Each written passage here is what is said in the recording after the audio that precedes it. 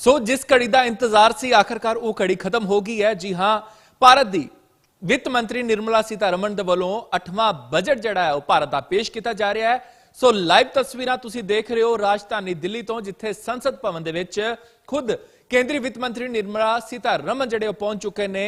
Budget पिटारा खुलन लगा है। So budget पिटारा खुलन तो पहला तमाम विरोधी धिर दे आगुआं दे वल्लों विरोध किया गया। तस्वीरां विच तुसीं देख सकते हो कि जिवें निर्मला सीतारमन अपना जिहड़ा बजट लैके डिजिटल बजट जिहड़ा वो लैके पहुंचे ने संसद भवन दे विच, तां मौके उत्ते जिहड़ी विरोधी धिर सी उस तो वल्लों विरोध किया गया। पर जेकर गल करिए दिन की शुरुआत की तां निर्मला सीतारमन वल्लों पहले फाइनेंस डिपार्टमेंट दे विचों रवानगी की गई। द्रौपदी मुर्मू जिहड़े राष्ट्रपति उन्हां नूं मिले गए। ते आओ हुण तुहानूं सीधा लैके चलदे हां संसद भवन, जिथे भारत दा बजट जिहड़ा वो पेश किया जा रहा है। बजट भाषण के अंदर इस तरीके का नहीं हुआ, ये उचित नहीं है, ये उचित नहीं है। अखिलेश जी प्लीज, मैं आपको मौका दूंगा राज्यपाल अभिभाषण पे, प्लीज। नो, ये तरीका ठीक नहीं है। No,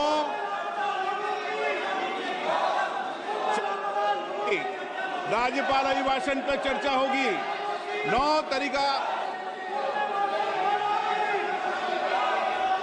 Honorable Speaker, I present the budget for 25-26. This budget continues our government's efforts to A. Accelerate growth, B. Secure inclusive development, C. Invigorate private sector investments, D. Uplift household sentiments, and E. Enhance spending power of India's rising middle class. Together, we embark on a journey to unlock our nation's tremendous potential for greater prosperity and global positioning under the leadership of Honorable Prime Minister Shri Narendra Modi. As we complete the first quarter of the 21st century, continuing geopolitical headwinds suggest lower global economic growth over the medium term. However, our aspiration for a Vikasit Bharat inspires us, and the transformative work we have done during our government's first 2 terms guides us to march forward resolutely. Our economy is the fastest growing among all major economies. Our development track record for the past 10 years and structural reforms have drawn global attention. Confidence in India's capability and potential has only grown in this period. We see the next 5 years as a unique opportunity to realize Sabka Vikas, stimulating balanced growth of all regions. The great Telugu poet and playwright Gurujada Apparao had said, "Deshamante matti kadoy, deshamante manushuloy," meaning a country is not just its soil, a country is its people. In line with this, for us, Vikasit Bharat encompasses zero poverty, 100% quality good school education, access to high quality, affordable and comprehensive health care, 100% skilled labor with meaningful employment, 70% women in economic activities, and farmers making our country the food basket of the world. In this budget, the proposed development measures span 10 broad areas, focusing on Garib, youth, Annadata, and Nari, spurring agricultural growth and productivity, building rural prosperity and resilience, taking everyone together on an inclusive growth path, boosting manufacturing and furthering Make in India, supporting MSMEs, enabling employment-led development, investing in people, economy and innovation, securing energy supplies, promoting exports and nurturing innovation. For this journey of development, our 4 powerful engines are agriculture, MSME, investments and exports. The fuel our reforms, our guiding spirit, inclusivity, and the destination Vikasit Bharat. This budget aims to initiate transformative reforms across 6 domains. During the first 5 years, these will augment our growth potential and global competitiveness.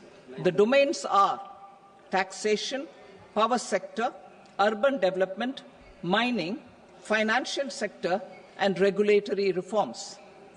Agriculture as the first engine. Now I move to specific proposals, beginning with agriculture as the first engine.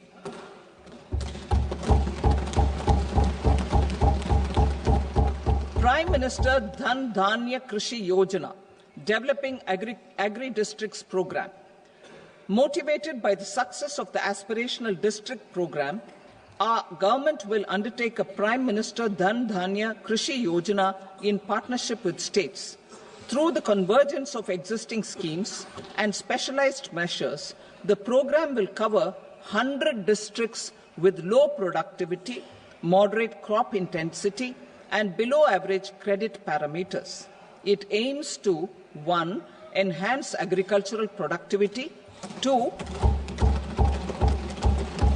Adopt crop diversification and sustainable agricultural practices, 3. Augment post-harvest storage at the panchayat and block level, 4. Improve irrigation facilities, and 5. Facilitate availability of long-term and short-term credit. This program is likely to help 1.7 crore farmers. Building rural prosperity and resilience. A comprehensive multi-sectoral rural prosperity and resilience program will be launched in partnership with the states. This will address underemployment in agriculture through skilling, investment, technology, and invigorating the rural economy. The goal is to generate ample opportunities in rural areas so that migration is an option but not a necessity. The program will focus on rural women, young farmers, rural youth, marginal and small farmers, and landless families. The details are in Annexure A. Domestic best practices will be incorporated, and appropriate technical and financial assistance will be sought from multilateral development banks. In Phase 1, 100 developing agri-districts will be covered. Atmanirbharta in pulses. Our government is implementing the National Mission for Edible Oilseed for achieving Atmanirbharta in edible oils. Our farmers have the capability to grow enough for our needs and more. 10 years ago, we made concerted efforts and succeeded in achieving near self-sufficiency in pulses. Farmers responded to the need by increasing the cultivated area by 50%, and government arranged for procurement and remunerative prices. Since then, with rising incomes and better affordability, our consumption of pulses has increased significantly. Our government will now launch a 6-year mission for Atmanirbharta in pulses with a special focus on tur, urad, and masoor. Details are in Annexure B. Central agencies such as NAFED and NCCF will be ready to procure these 3 pulses as much as offered during the next 4 years from farmers who register with these agencies and enter into agreements. Comprehensive program for vegetables and fruits.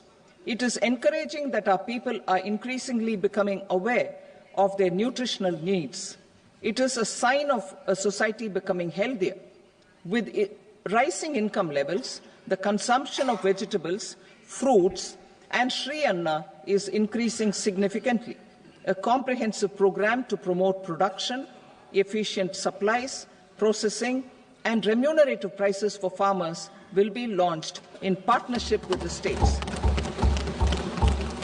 Appropriate institutional mechanisms for implementation and participation of farmer producer organizations and cooperatives will be set up. Makhana Board in Bihar. For this, there is a special opportunity for the people of Bihar. A Makhana Board will be established in the state to improve production, processing, value addition, and marketing of makhana. The people engaged in these activities will be organized into FPOs. The board will provide hand-holding and training support to makhana farmers and will also work to ensure they receive the benefits of all relevant government schemes. A national mission on high-yielding seeds will be launched, aimed at 1. Strengthening research ecosystem, 2. Targeted development and propagation of seeds with high yield, pest resistance, and climate resilience, and 3. Commercial availability of more than 100 seed varieties released since July 2024. India ranks second largest globally in fish production and aquaculture. Seafood exports are valued at 60,000 crore rupees. To unlock the untapped potential of the marine sector, our government will bring in an enabling framework for sustainable harnessing of fisheries from Indian exclusive economic zone and high seas, with a special focus on the Andaman and Nicobar and Lakshadweep islands. For the benefit of lakhs of cotton growing farmers, I am pleased to announce a mission for cotton productivity. This 5-year mission will facilitate significant improvements in productivity and sustainability of cotton farming and promote extra long staple cotton varieties. The best of science and technology support will be provided to farmers. Aligned with our integrated 5F vision for the textile sector, this will help in increasing incomes of the farmers and ensure a steady supply of quality cotton for rejuvenating India's traditional textile sector. Kisan credit cards facilitate short-term loans for 7.7 crore farmers, fishermen, and dairy farmers. The loan limit under modified interest subvention scheme will be enhanced from 3 lakh rupees to 5 lakh rupees for loans taken through the KCC. For Atmanirbharta in urea production, our government had reopened 3 dormant urea plants in the eastern region. To further augment urea supply, a plant with annual capacity of 12.7 lakh metric tons will be set up at Namrup in Assam.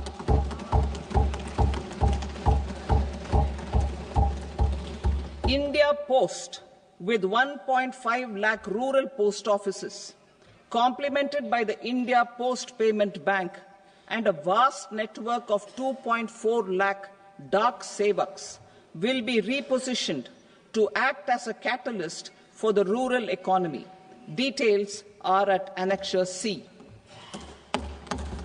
India Post will also be transformed as a large public logistics organization. This will meet the rising needs of Vishwakarmas, new entrepreneurs, women, self-help groups, MSMEs, and the large business organizations. Our government will provide support to NCDC for its lending operations for the cooperative sector. MSMEs as the second engine. Now I move to MSMEs. ਉਦਮਾਂ ਲਈ 5 ਕਰੋੜ ਤੋਂ ਵਧਾ ਕੇ 10 ਕਰੋੜ ਕੀਤਾ ਗਿਆ, ਜਿਸ ਨਾਲ ਅਗਲੇ 5 ਸਾਲਾਂ ਵਿੱਚ 1.5 ਲੱਖ ਕਰੋੜ ਦੇ ਵਾਧੂ ਕਰਜ਼ੇ ਉਪਲਬਧ ਹੋਣਗੇ। ਦੂਜਾ, ਸਟਾਰਟਅਪ ਲਈ 10 ਕਰੋੜ ਤੋਂ ਵਧਾ ਕੇ 20 ਕਰੋੜ ਕੀਤਾ ਗਿਆ ਹੈ, ਜਿਸ ਵਿੱਚ ਆਤਮ ਨਿਰਭਰ ਭਾਰਤ ਲਈ ਮਹੱਤਵਪੂਰਨ 27 ਮੁੱਖ ਖੇਤਰਾਂ ਵਿੱਚ ਕਰਜ਼ਿਆਂ ਲਈ ਗਰੰਟੀ ਚਾਰਜ ਘੱਟ ਕਰਕੇ 1.1 ਕੀਤਾ ਜਾਏਗਾ ਅਤੇ ਬਿਹਤਰੀਨ ਤਰੀਕੇ ਨਾਲ ਚੱਲ ਰਹੇ ਬਰਾਮਦ MSME 30 ਕਰੋੜ ਤੱਕ ਦੇ ਮਿਆਦੀ ਕਰਜ਼ੇ, ਸੂਖਮ ਉਦਮੀਆਂ ਲਈ ਕ੍ਰੈਡਿਟ ਕਾਰਡ। ਅਸੀਂ ਉਦਮ ਪੋਰਟਲ ਤੇ ਰਜਿਸਟਰਡ ਜੋ 5 ਲੱਖ ਦੀ ਸੀਮਾ ਤੱਕ ਦੇ ਵਿਸ਼ੇਸ਼ ਅਨੁਕੂਲ ਕ੍ਰੈਡਿਟ ਕਾਰਡ ਸ਼ੁਰੂ ਕਰ ਰਹੇ ਹਾਂ। ਪਹਿਲੇ ਸਾਲ ਵਿੱਚ 10 ਲੱਖ ਕਾਰਡ ਜਾਰੀ ਕੀਤੇ ਜਾਣਗੇ। ਸਟਾਰਟਅਪ ਲਈ ਰਕਮਾਂ ਦੀ ਇਕੱਠੀਆਂ ਕਰਨਾ, ਸਟਾਰਟਅਪ ਲਈ ਆਲਮੀ ਨਿਵੇਸ਼ ਫੰਡਾਂ AFAIF ਨੂੰ 91,000 ਕਰੋੜ ਦੀ ਜ਼ਿਆਦਾ ਵਚਨਬੱਧਤਾਵਾਂ ਪ੍ਰਾਪਤ ਹੋਈਆਂ ਹਨ। ਇਹਨਾਂ ਨੂੰ 10,000 ਕਰੋੜ ਦੇ ਸਰਕਾਰੀ ਯੋਗਦਾਨ ਨਾਲ ਸਥਾਪਿਤ ਫੰਡਾਂ ਦੀ ਸਹਾਇਤਾ ਪ੍ਰਾਪਤ ਹੈ। ਹੁਣ ਵਿਸਤਾਰਿਤ ਕਾਰਜ ਖੇਤਰ ਅਤੇ 10,000 ਕਰੋੜ ਦੇ ਨਵੇਂ ਯੋਗਦਾਨ ਦੇ ਨਾਲ ਫੰਡਾਂ ਦੇ ਨਵੇਂ ਕੋਸ਼ ਦੀ ਸਥਾਪਨਾ ਕੀਤੀ ਜਾਏਗੀ।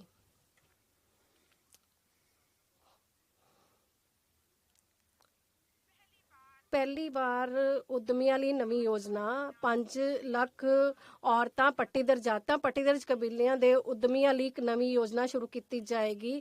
ਇਸ ਨਾਲ ਅਗਲੇ 5 ਸਾਲਾਂ ਦੌਰਾਨ 2 ਕਰੋੜ ਤੱਕ ਦਾ ਮਿਆਦੀ ਕਰਜ਼ਾ ਉਪਲਬਧ ਹੋਏਗਾ।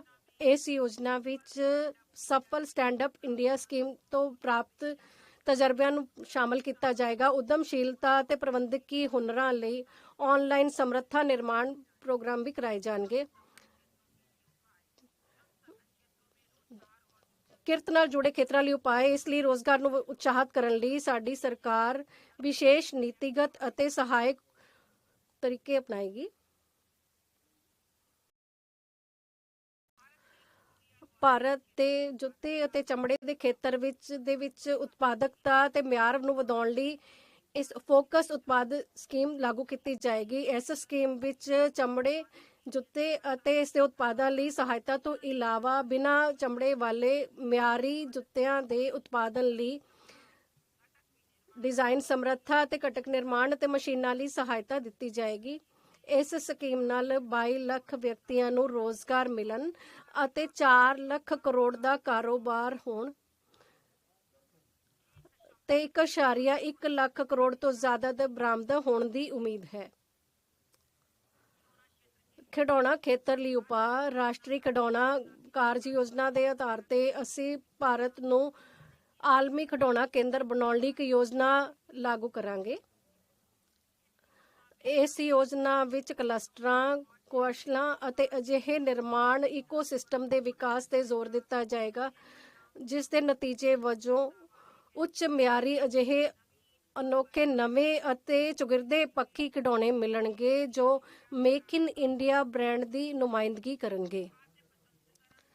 ਫੂਡ ਪ੍ਰੋਸੈਸਿੰਗ ਲਈ ਸਹਾਇਤਾ, ਪੂਰਬ ਦੇ ਵਿੱਚ ਸਾਡੀ ਵਚਨਬੱਧਤਾ ਦੇ ਅਨੁਰੂਪ ਅਸੀਂ ਬਿਹਾਰ ਵਿੱਚ ਰਾਸ਼ਟਰੀ ਤਕਨੋਲੋਜੀ ਉਦਮਸ਼ੀਲਤਾ ਅਤੇ ਪ੍ਰਬੰਧਨ ਸੰਸਥਾ ਸਥਾਪਿਤ ਕਰਾਂਗੇ।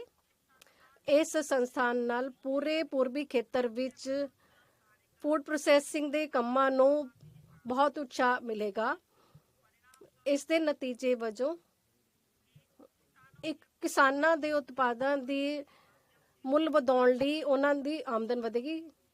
ਔਰਤਾਂ, ਨੌਜਵਾਨਾਂ ਨੂੰ ਹੁਨਰ ਸਿਖਲਾਈ, ਉਦਮਸ਼ੀਲਤਾ ਅਤੇ ਰੋਜ਼ਗਾਰ ਦੇ ਮੌਕੇ ਮੁਹੱਈਆ ਹੋਣਗੇ।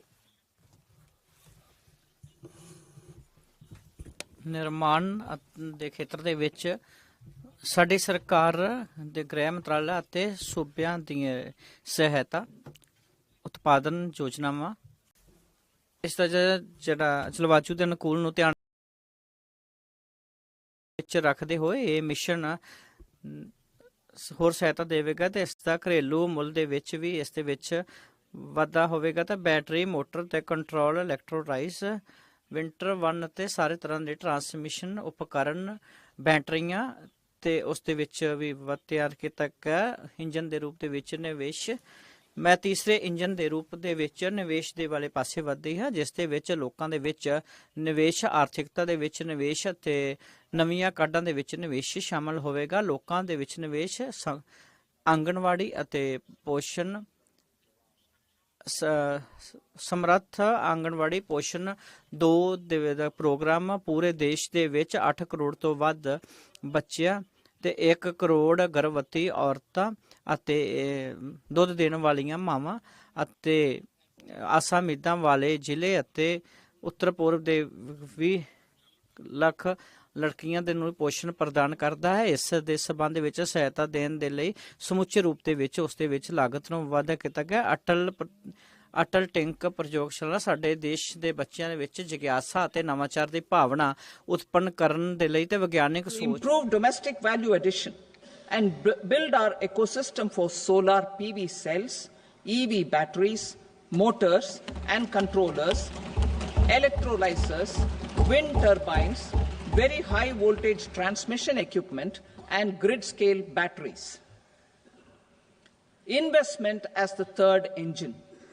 Now I move to investment as the third engine, which encompasses investing in people, investing in the economy, and investing in innovation. Investing in people.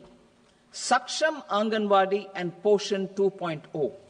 Saksham Anganwadi and Poshan 2.0 program provides nutritional support to more than 8 crore children. 1 crore pregnant women and lactating mothers all over the country, and about 20 lakh adolescent girls in aspirational districts and the Northeast region. The cost norms for these nutritional support will be enhanced appropriately. Atal Tinkering Labs. 50,000 Atal Tinkering Labs will be set up in government schools in the next 5 years to cultivate the spirit of curiosity and innovation and foster a scientific temper among young minds. Broadband connectivity to government secondary schools and PHCs. Broadband connectivity will be provided to all government secondary schools and primary health centers in rural areas under the BharatNet project. Bharatiya Bhasha Pustak Scheme. We propose to implement a Bharatiya Bhasha Pustak scheme to provide digital form Indian language books for schools and for higher education. This aims to help students understand their subjects better and in their language. National Centers of Excellence for Skilling.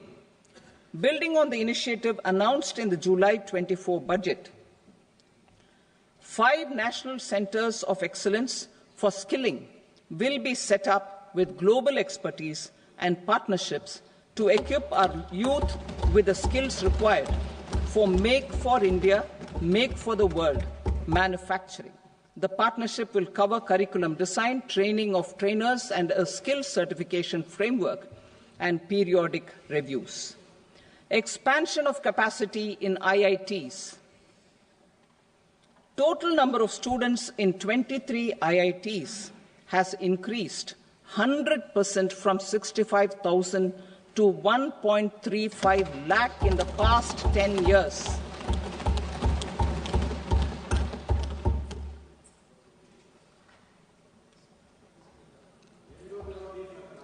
Additional infrastructure will be created in the 5 IITs started after 2014 to facilitate education for 6,500 more students.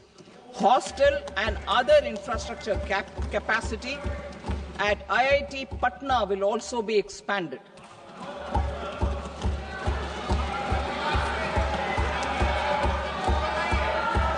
Center of Excellence.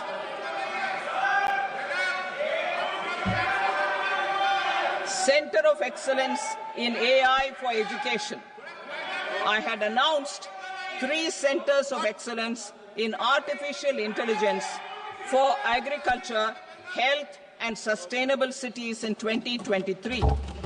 Now a center of excellence in artificial intelligence for education will be set up with a total outlay of 500 crores.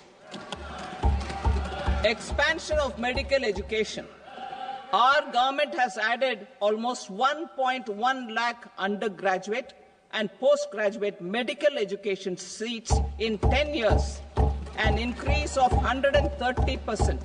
In the next year, 10,000 additional seats will be added in medical colleges and hospitals towards the goal of adding 75,000 seats in the next 5 years. daycare cancer centers in all district hospitals. Our government will facilitate setting up of daycare cancer centers in all district hospitals in the next 3 years. 200 centers will be established in 25-26 itself. Strengthening urban livelihoods. Our government has been giving priority to assisting urban poor and vulnerable groups. A scheme for socio-economic upliftment of urban workers will be implemented to help them improve their incomes, have sustainable livelihoods, and a better quality of life. PM Swanidhi scheme has benefited more than 68 lakh street vendors, giving them respite from high-interest informal sector loans. Building on this success, the scheme will be revamped with enhanced loans from banks, UPI-linked credit cards with 30,000 rupees limit, and capacity building support. Social Security Scheme for welfare of online platform workers. Gig workers of online platforms provide great dynamism to the new age services economy. Recognizing their contribution, our government will arrange for their identity cards and registration on the e-Shram portal. They will be provided healthcare under PM Jan Arogya Yojana. This measure is likely to assist nearly 1 crore gig workers.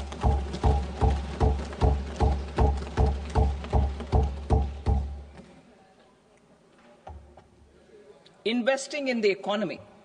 Public-private partnership in infrastructure.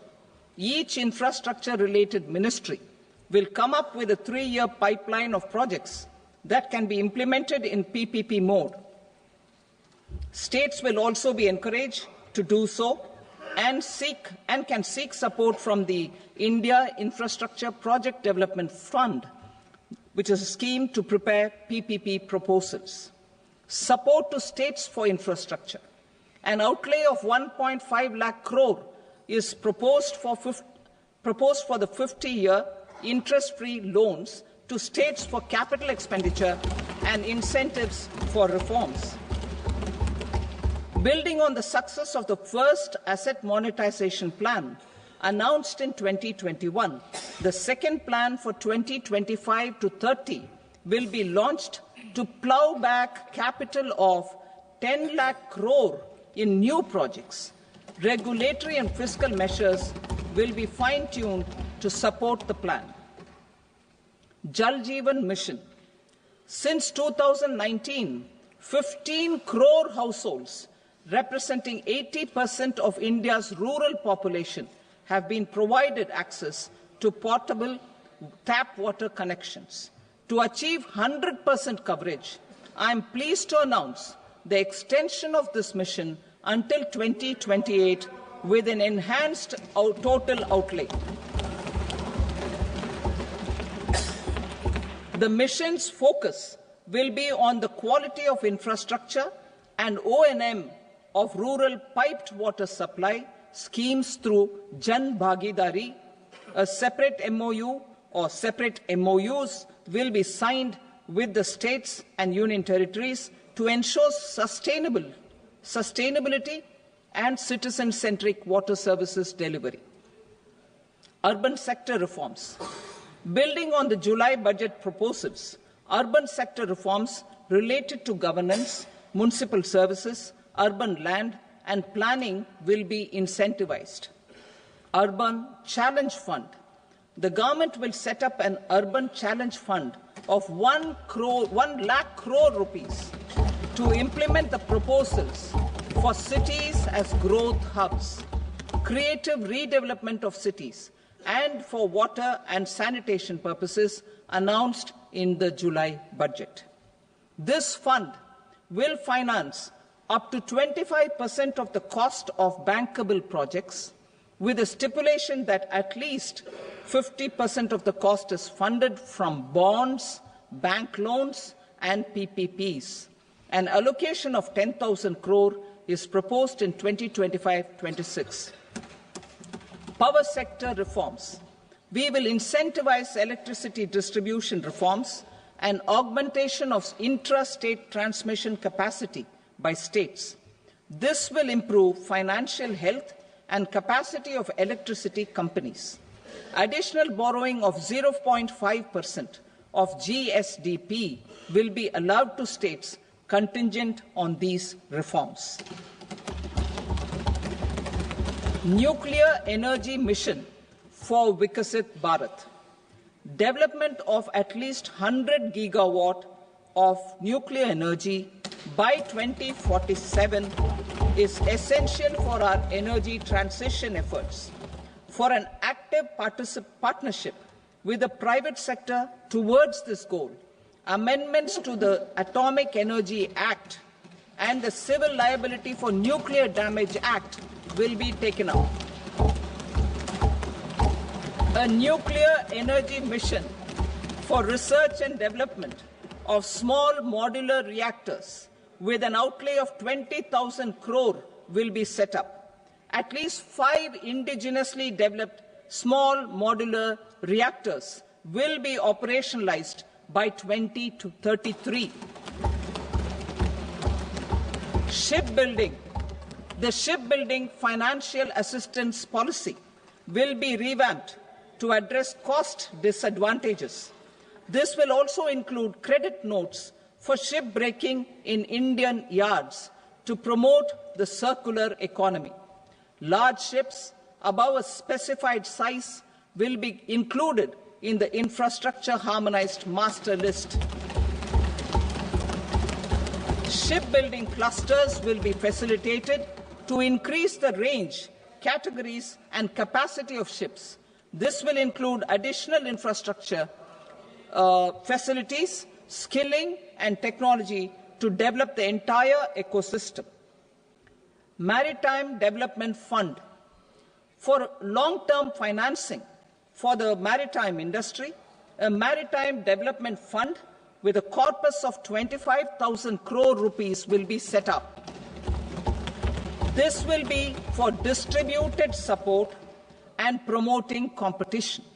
This will have up to 49% contribution by the government, and the balance will be mobilized from ports and from private sector. UDAN regional connectivity schemes. UDAN has enabled 1.5 crore middle-class people to meet their aspirations for speedier travel. The scheme has connected 88 airports, and operationalized 619 routes. Inspired by that success, a modified UDAN scheme will be launched to enhance regional connectivity to 120 new destinations and carry 4 crore passengers in the next 10 years. 4 crore additional passengers in the next 10 years. The scheme will also support helipads and smaller airports in hilly, aspirational and northeast regional districts. Greenfield airports will be facilitated in Bihar to meet the future needs of the state.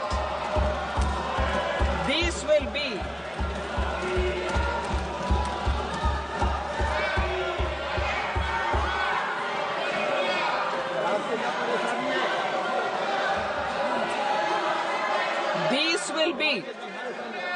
These will be in addition to the expansion of the capacity of Patna Airport and a brownfield airport in Beta. Western Kosi Canal project in Mithilanchal. Financial support will be provided for the Western Kosi Canal ERM project, benefiting a large number of farmers, cultivating over 50,000 hectares of land in the Mithilanchal region of Bihar.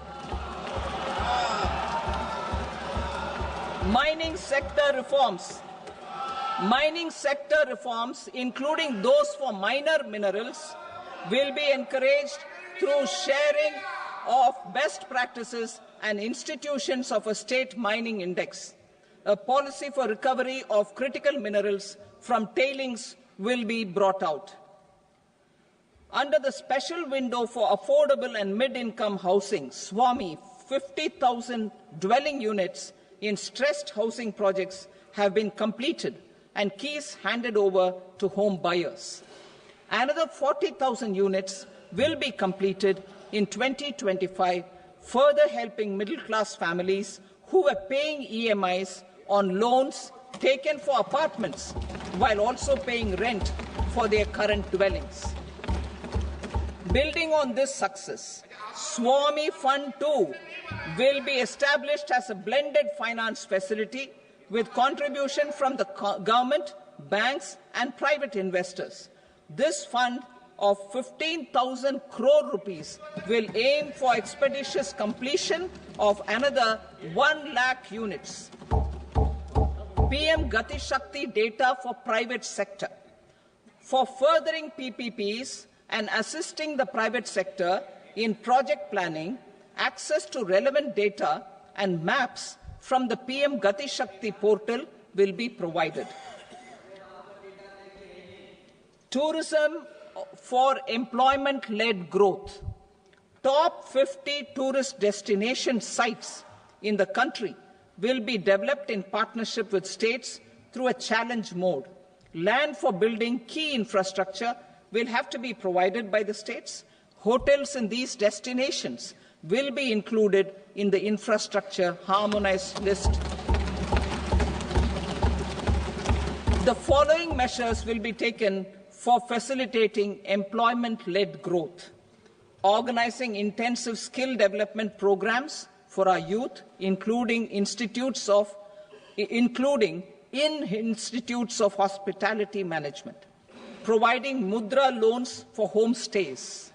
Improving ease of travel and connectivity to tourist destinations. Providing performance-linked incentives to states for effective destination management, including tourist amenities, cleanliness, and marketing efforts, and introducing streamlined e-visa facilities along with visa fee waivers for certain tourist groups. Continuing with the emphasis on places of spiritual and religious significance, in the July budget, there will be a special focus on destinations related to the life and times of Lord Buddha. Medical tourism and heal in India. Medical tourism and heal in India will be promoted in partnership with the private sector, along with capacity building and easier visa norms. Investing in innovation. To implement private sector-driven research, development and innovation initiatives announced in the July budget, I am now allocating 20,000 crore rupees for this purpose. A deep tech fund of funds will also be explored to catalyze the next generation startups as a part of this initiative. In the next 5 years, under the PM Research Fellowship Scheme, we will provide 10,000 fellowships for technological research in IITs and IISc with enhanced financial support. The second gene bank with 10 lakh germplasm lines will be set up for future food and nutritional security. This will provide conservation support to both public and private sectors for genetic resources. We will start a national geospatial mission to develop foundational geospatial infrastructure and data. Using PM Gati Shakti, this mission will facilitate modernization of land records, urban planning, and design of infrastructure projects. A Gyan Bharatam mission for survey, documentation, and conservation of our manuscript heritage with academic institutions, museums, libraries, and private collectors will be undertaken to cover more than 1 crore manuscripts. We will set up a national digital repository of Indian knowledge systems for knowledge sharing. Now I move to exports as the fourth engine. We will set up an export promotion mission with sectoral and ministerial targets driven jointly by the Ministries of Commerce, MSME and Finance. It will facilitate easy access to export credit, cross-border factoring support, support to MSMEs to tackle non-tariff measures in overseas markets. A digital public infrastructure, Bharat Trade Net, for international trade will be set up as a unified platform for trade documentation and financing solutions. This will complement the Unified Logistics Interface platform. The BTN will be aligned with international practices. Support will be provided to develop domestic manufacturing capacities for our economy's integration with global supply chains. Sectors will be identified based on objective criteria. Facilitation groups with participation of senior officers and industry representatives will be formed for select products and supply chains. Through this, there are huge opportunities related to Industry 4.0, which needs high skills and talent. Our youth have both. Our government will support the domestic electronic equipment industry to leverage this opportunity for the benefit of our youth. A national framework will be formulated as guidance to states for promoting global capability centers in emerging Tier 2 cities. This will suggest measures for enhancing availability of talent and infrastructure, building bylaw reforms, and mechanisms for collaboration with industry. Our government will facilitate upgradation of infrastructure and warehousing for air cargo, including high-value perishable horticultural produce. Cargo screening and customs protocol will be streamlined and made user-friendly. Reforms as the fuel. Over the past 10 years, our government has implemented several reforms for convenience of taxpayers, such as faceless assessment, 2, taxpayer charter, 3, faster returns, 4, almost 99% returns being on self-assessment, and 5, Vivad Se Vishwas scheme.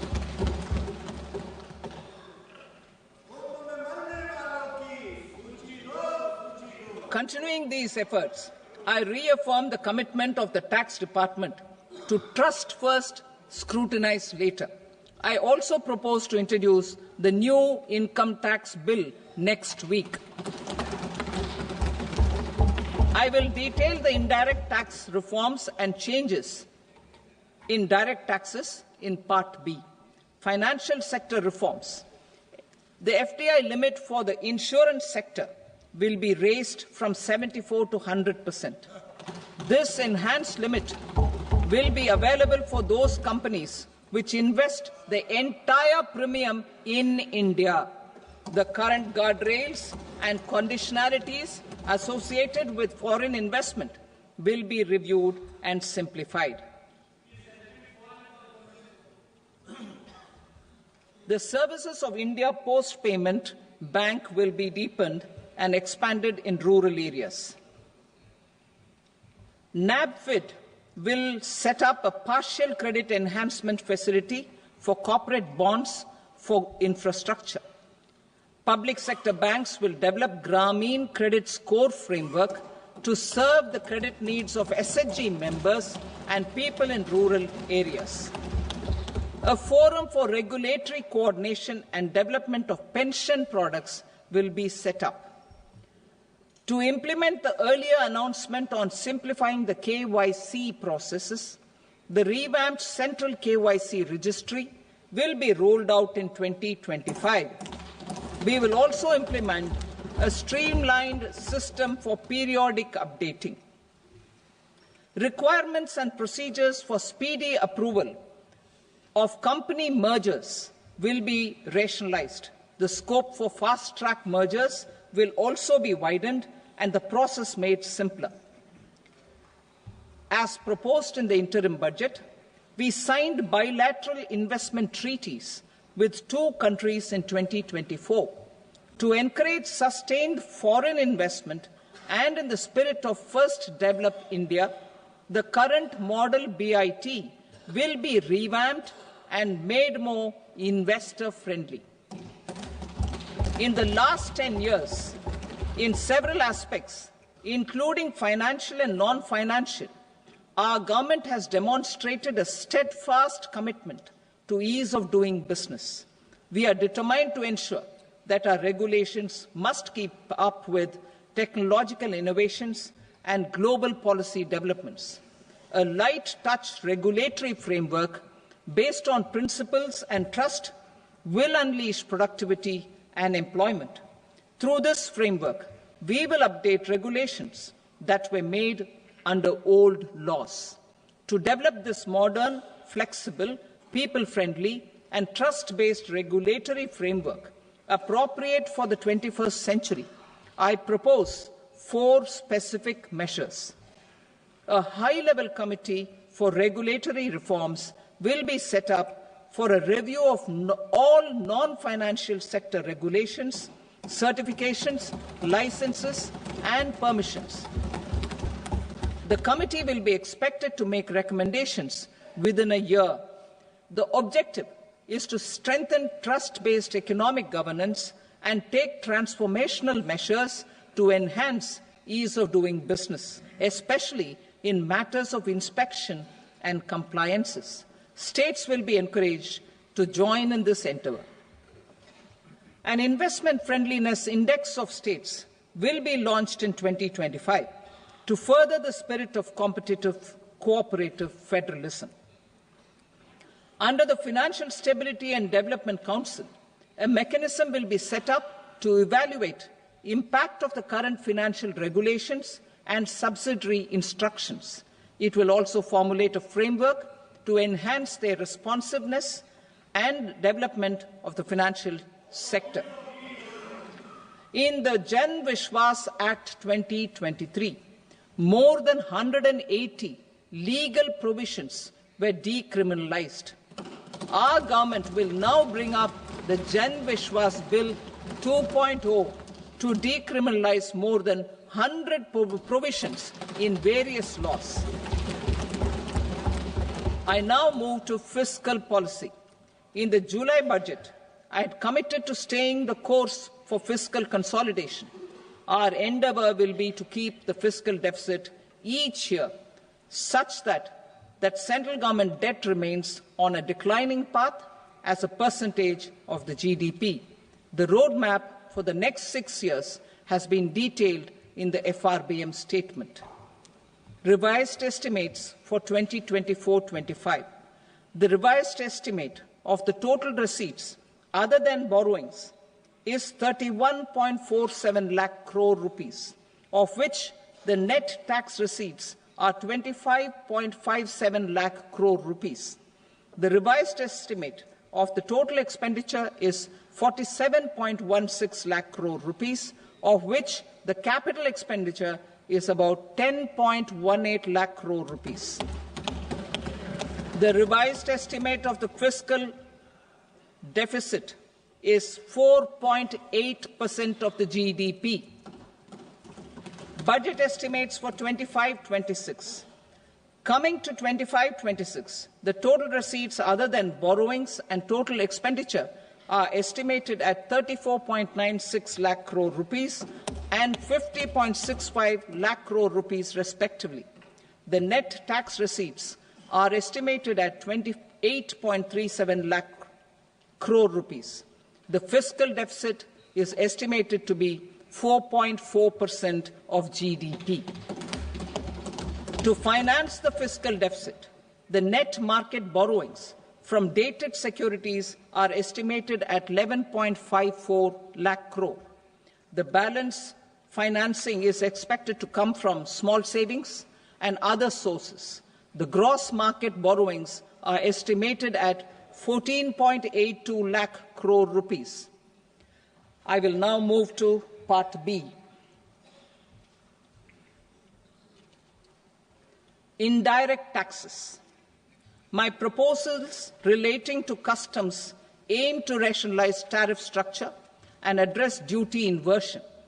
These will also support domestic manufacturing and value addition, promote exports, facilitate trade, and provide relief to common people. Rationalization of customs tariff structure for industrial goods. As a part of comprehensive review of customs rate structure announced in July 2024 budget, I propose to 1. Remove 7 tariff rates. This is over and above the 7 tariff rates removed in 23-24 budget. After this, there will be only 8 remaining tariff rates, including 0 rate. 2. Apply appropriate cess to broadly maintain effective duty incidence, except on a few items where such incidence will reduce marginally. 3. Levy not more than 1 cess or surcharge. Therefore, I propose to exempt social welfare surcharge on 82 tariff lines that are subject to a cess. I shall now take up sector-specific proposals. To provide relief to patients, particularly those suffering from cancer, rare diseases, and other severe chronic diseases, I propose to add 36 life-saving drugs and medicines to the list of medicines fully exempted from basic custom duty.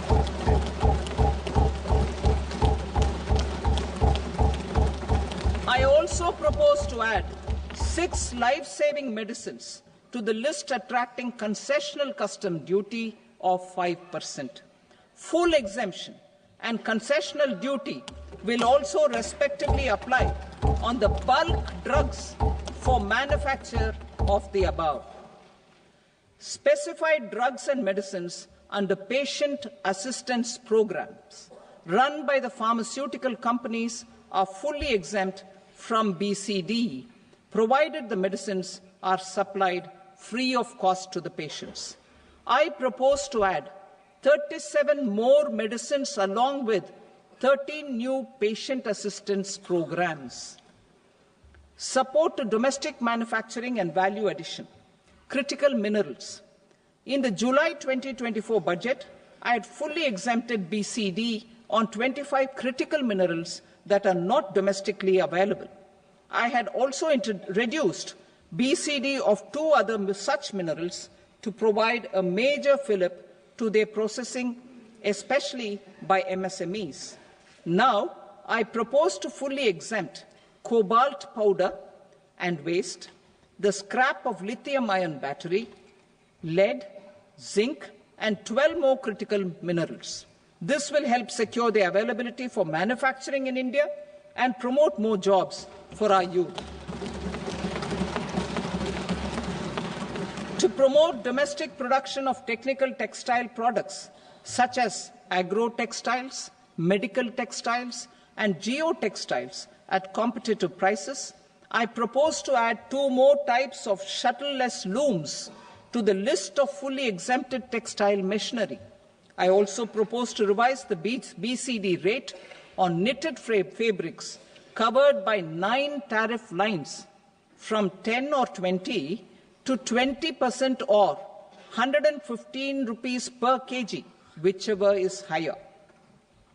Electronic goods. In line with our Make in India policy and to rectify inverted duty structure, I propose to increase the BCD on interactive flat panel display from 10% to 20% and reduce the BCD to 5% on open cell and other components. In 23-24 budget, for the manufacture of open cells of LCD, LED TVs, I had reduced the BCD on parts of open cells from 5% to 2.5%. To further boost the manufacture of such open cells, the BCD on these parts will now stand exempted. Lithium-ion battery. To the list of exempted capital goods, I propose to add 35 additional capital goods for EV battery manufacturing and 28 additional capital goods for mobile phone battery manufacturing. This will boost domestic manufacture of lithium-ion batteries, both for mobile phones and for electric vehicles. Shipping sector.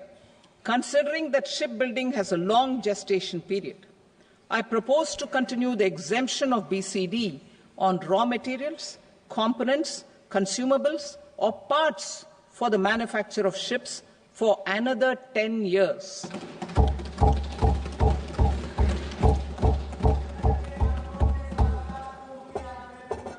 I also propose the same dispensation for shipbreaking to make it more competitive. Telecommunication. To prevent classification disputes, I propose to reduce the BCD from 20% to 10% on carrier-grade Ethernet switches to make it at par with non-carrier-grade Ethernet switches. Export promotion. To facilitate exports of handicrafts, I propose to extend the time period for export from 6 months to 1 year, further extendable by another 3 months if required. I also propose to add 9 items to the list of duty-free inputs. Leather sector. I propose to fully exempt BCD on wet blue leather to facilitate imports for domestic value addition and employment. I also propose to exempt crust leather from 20% export duty to facilitate exports by small tanners. Marine products. To enhance India's competitiveness in the global seafood market, I propose to reduce BCD from 30% to 5% on frozen fish paste, surimi, for manufacture and export of its analog products. I also propose to reduce BCD from 15% to 5% on fish hydrolysates for manufacture of fish and shrimp feed. In July 2024 budget, to promote development of domestic MROs for aircraft and ships, I had extended the time limit for export of foreign origin goods that were imported for repairs from 6 months to 1 year and further extendable by 1 year. I now propose to extend the same dispensation for railway goods. Time limit for provisional assessment. Presently, the Customs Act 1962 does not provide any time limit to finalize provisional assessments, leading to uncertainty and cost to trade. As a measure of promoting ease of doing business, I propose to fix a time limit of 2 years, extendable by a year, for finalizing the provisional assessment. I propose to introduce a new provision that will enable importers or exporters, after clearance of goods, to voluntarily declare material facts and pay duty with interest but without penalty. This will incentivize voluntary compliance. However, this will not apply in cases where department has already initiated audit or investigation proceedings. For industry to better plan their imports, I propose to extend the time limit for the end use of imported inputs in the relevant rules from 6 months to 1 year. This will provide operational flexibility in view of cost and uncertainty of supply. Further, such importers will now have to file only quarterly statements instead of a monthly statement.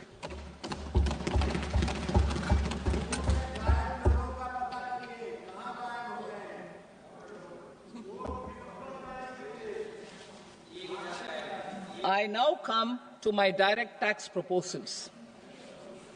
In Part A, I have briefly underlined taxation reforms as one of key reforms to realize our vision of Vikasit Bharat.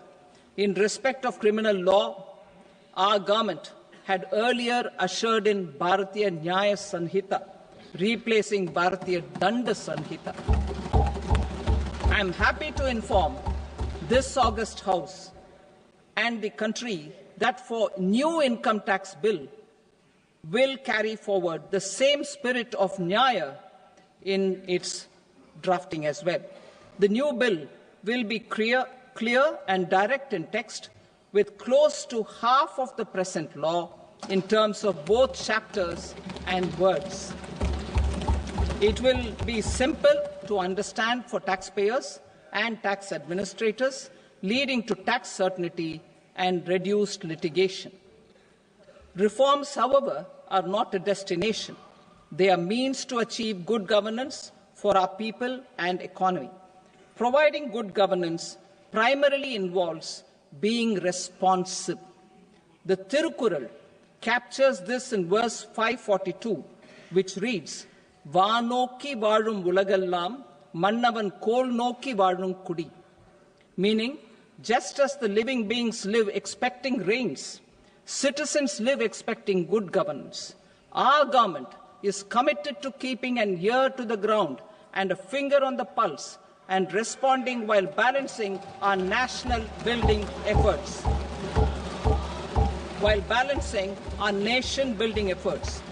The following measures will detail just how our government will, under the guidance of PM Modi, has taken steps to understand and address.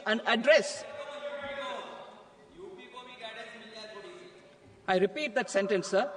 The following measures will detail just how our government, under the guidance of PM Modi, has taken steps to understand and address the needs voiced by our citizens.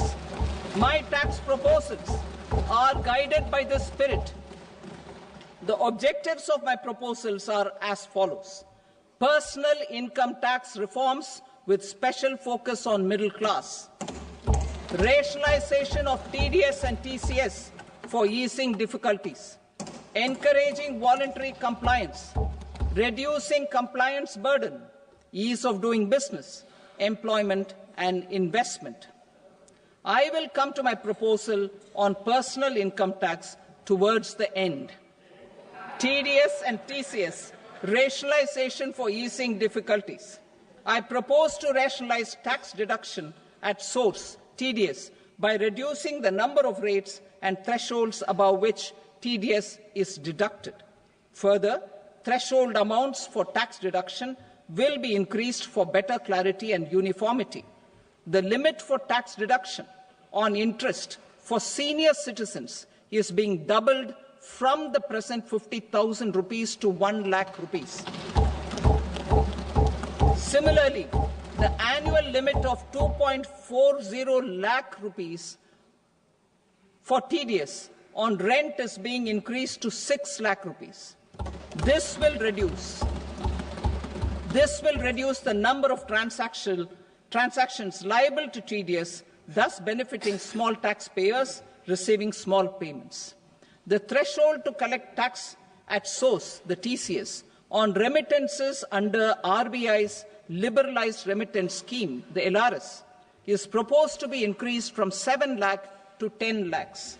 I also propose to remove TCS on remittances for education purposes, where such remittances is out of a loan taken from a specified financial institution. Both TDS and TCS are being applied on any transaction related to sale of goods. To prevent such compliance difficulties, I propose to omit the TCS. I also propose that the provisions of the higher TDS deduction will now apply only in non-PAN cases. In July 2024, the delay for payment of TDS up to the due date of filing statement was decriminalized. I propose to provide the same relaxation to TCS provisions as well. The government under the leadership of Prime Minister Modi believes in Sabka Saath, Sabka Vikas, Sabka Vishwas and Sabka Prayas. In line with this, we brought in updated return facility in 2022 for voluntary compliance by taxpayers who had omitted to report their correct income. Our trust in taxpayers was proved right. Nearly 90 lakh taxpayers voluntarily updated their incomes by paying additional tax. Taking this trust further, I now propose to extend the time limit to file updated returns for any assessment year from the current limit of 2 years to 4 years. I propose to reduce the compliance burden for small charitable trusts and institutions by increasing their period of registration from 5 years to 10 years. It is also proposed that disproportionate consequences do not arise for minor defaults such as incomplete applications filed by charitable entities. Presently, taxpayers can claim the annual value of self-occupied properties as nil only on the fulfillment of certain conditions. Considering the difficulties faced by taxpayers, it is proposed to allow the benefit of 2 such self-occupied properties without any condition. To streamline the process of transfer pricing and to provide an alternative to yearly examination, I propose to introduce a scheme for determining arm's length price of international transaction for a block period of 3 years. This will be in line with global best practices. With a view to reduce litigation and provide certainty in international taxation, the scope of safe harbour rules is being expanded. A number of senior and very senior citizens have very old national savings schemes accounts. As interest is no longer payable on such accounts, I propose to exempt withdrawals made from NSS by individuals on or after 29th August 2024. I am also proposing to allow similar treatment to NPS Vatsalya accounts as is available to normal NPS accounts subject to overall limits. In my speech in July 2024, I had promised that all processes, including giving effect to appellate orders, shall be digitalized and made paperless over the next 2 years. So I am happy to announce that digitalization is being made operational now. In July 2024, we brought in the Vivad Se Vishwas scheme to resolve income tax disputes pending in appeal. The scheme has received a great response, with nearly 33,000 taxpayers having availed of the scheme to settle their disputes. I have a few proposals to promote investment and employment. It is proposed to provide a presumptive taxation regime for non-residents who provide services to a resident company that is establishing or operating an electronics manufacturing facility. I further propose to introduce a safe harbour for tax certainty for non-residents who store components for supply to specified electronics manufacturing units. Presently, the tonnage tax scheme is available only to sea-going ships. The benefits of existing tonnage tax scheme are proposed to be extended to inland vessels registered under the Indian Vessels Act 2021 to promote inland water transport in the country. Extension for incorporation of startups. We continue to support the Indian startup ecosystem. I propose to extend the period of incorporation by 5 years to allow the benefit available to startups which are incorporated before 1/4/2030. In order to attract and promote additional activities in the IFSC, I am inter alia proposing specific benefits to ship leasing units, insurance offices, and treasury centres of global companies which are set up in IFSC. Further, to claim benefits, the cut-off date for commencement in IFSC has also been extended by 5 years to 31/3/2030. Category 1 and Category 2 AIFs are undertaking investments in infrastructure and other such sectors.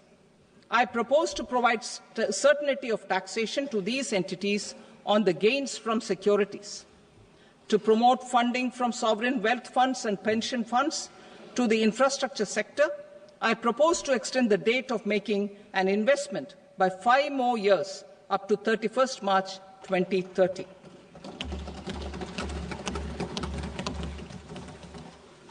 Personal income tax reforms with special focus on middle class.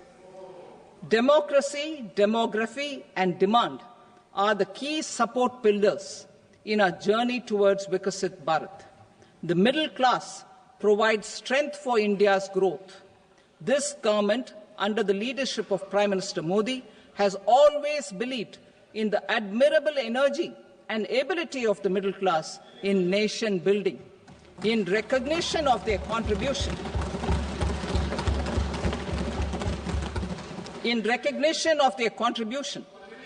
we have periodically reduced their tax burden.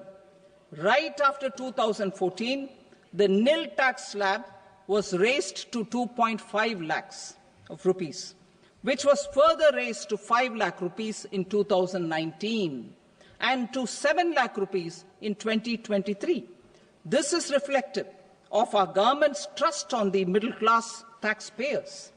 I am now happy to announce that there will be no income tax payable up to income of 12 lakh rupees.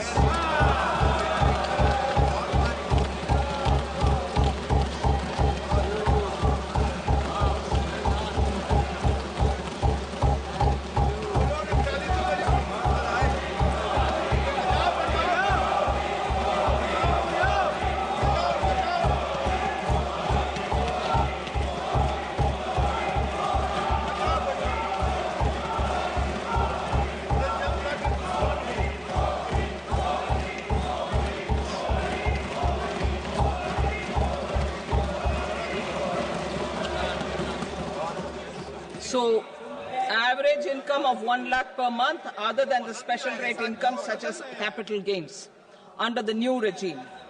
This limit will be 12.75 lakh for salaried taxpayers due to the standard deduction of 75,000. Slabs and rates are being changed across the board to benefit all taxpayers. The new structure will substantially reduce the taxes of the middle class and leave more money in their hands, boosting household consumption, savings and investment.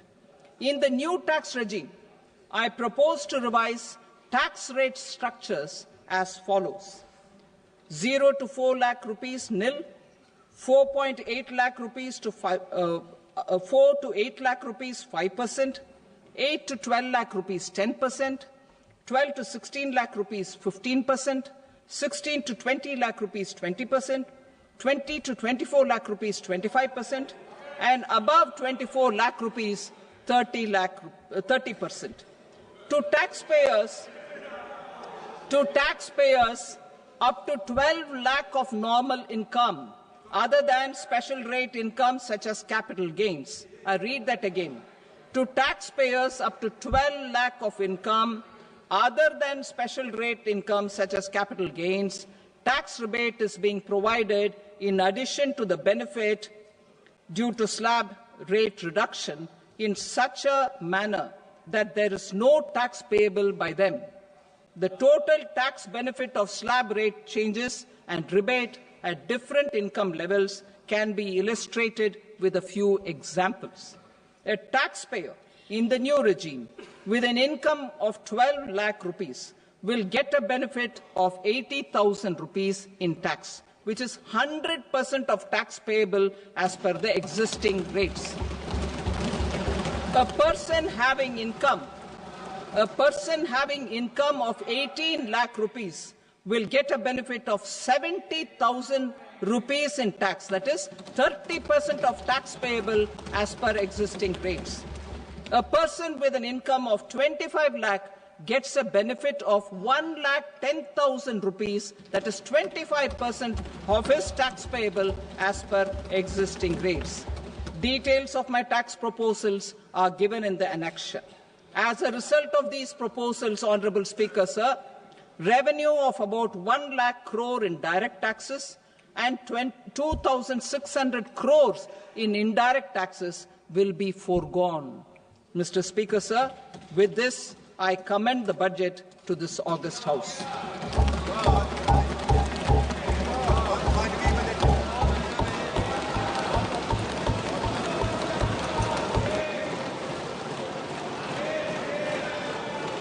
Item number 2, Srimati Nirmala Sitharaman.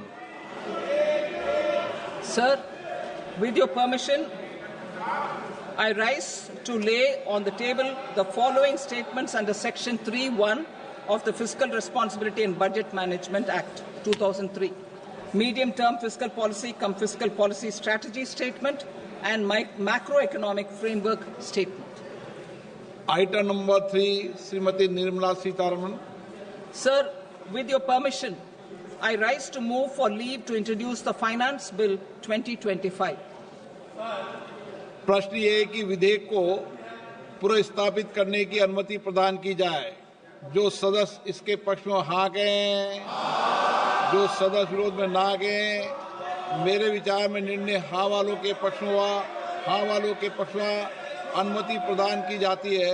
माननीय मंत्री जी, अब विधेयक को पुनर्स्थापित करें। Sir, I introduce the bill. Thank you. सभा की कार्रवाई सोमवार दिनांक 3 फरवरी 2025 को प्राप्त 11 बजे तक के लिए स्थगित की जाती है।